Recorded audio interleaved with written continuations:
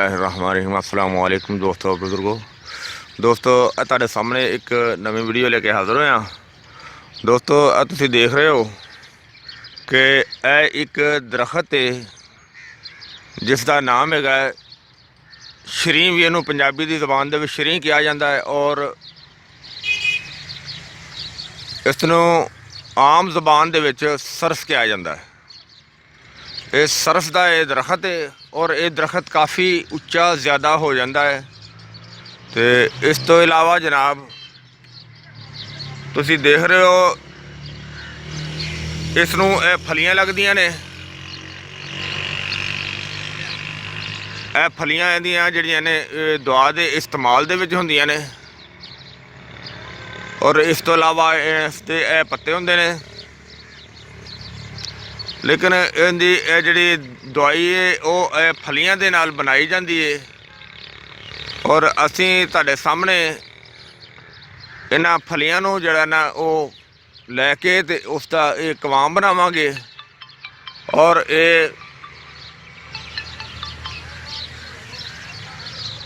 ये कवाम जिहड़ा है वो बहुत ही अच्छा और बहुत ही आला किस्म का वो चीज़ हैगी है।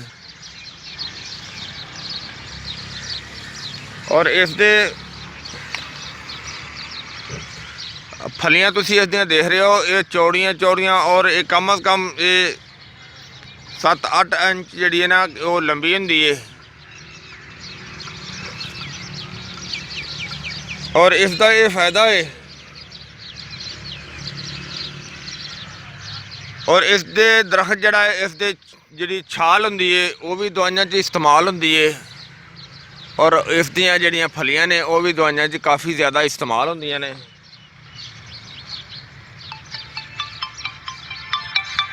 हाँ जी, इस दे जिहड़े अगर फलियां पक जांदियां ने, पक्कियां फलियां दे विच जिहड़े बीज हुंदे ने उसनूं कुट के सफू बना के ते वो नज़ले ज़ुकाम वास्ते भी कम देंदे ने और इस तो इलावा वो नज़ले ज़ुकाम वास्ते बेहतरीन चीज़ है। और इस तो इलावा वो अद्धे सर दी दर्द वास्ते अगर इस दे बीज का पाउडर बना के उसकी नसवार ली जाए तो वो अद्धे सर दी दर्द वास्ते भी बहुत बेहतर है। और इस तो इलावा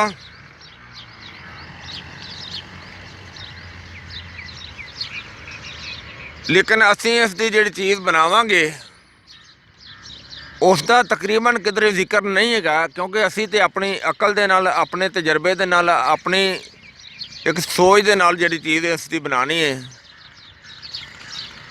वो असी ये सारियां ये फलियां जिहड़ियां ने वो लवांगे और उन्हां फलियां नूं लैके ते उसका कवाम बनावांगे। वो कवाम बनाने की एक अलहदा वीडियो तुहानूं दिखाई जाएगी, वो अलहदा अपलोड कर देंगे। और देखो अल्लाह ताला ने एक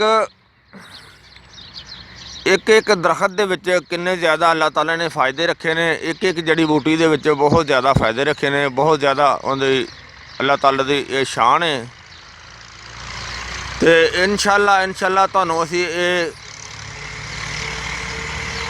अगे ये दिखावांगे कि इसका की हल इसका करना है, क्योंकि इसकी जिहड़ा कवाम बनावांगे वो मर्दाना ताकत वास्ते और टाइमिंग वास्ते एक बहुत ही लाजवाब चीज़ होएगी, बहुत ही अच्छी और बहुत ही आला चीज़ होएगी।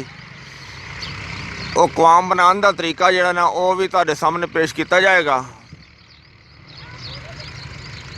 लेकिन दोस्तों ये जिहड़ी चीज़ है, कोई भी जिहड़ी खास करके देसी चीज़ होंदी है उस ते बहुत ज़्यादा मेहनत होंदी है, बहुत ज़्यादा उन्होंने तरीक़ों के नाल बनाया जाता है ताकि जिन्नी ज़्यादा मेहनत होगी इंशाअल्लाह फ़ायदा भी होंदा उन्ना ही ज़्यादा होंदा है। तो अगे तुहानूं ये कवाम बनाने का तरीका जिहड़ा ना वो सारा दसने आ।